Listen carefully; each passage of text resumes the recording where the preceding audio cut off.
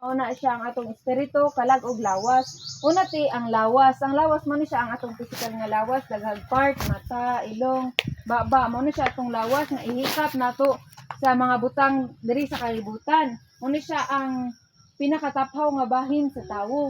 Ang ikaduha nga bahin sa tawo ti mao ni siya ang atong kalag. Ang nga iya sa sekulianhong kalibutan nga mas lalong nga bahin sa lawas mo ni siya ang atong hunahuna, pagbati ug pagbuot. Ang ikatulo nga bahin sa tawo ti mao ang atong espiritu.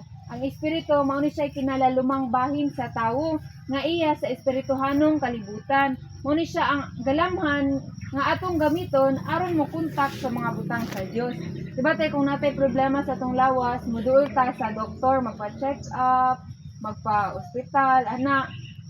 Pag doon na pati problema sa atong salibutan, ang atong or sa atong hunahuna ang atong duulan kay psychiatrist, kay depressed ka or inana.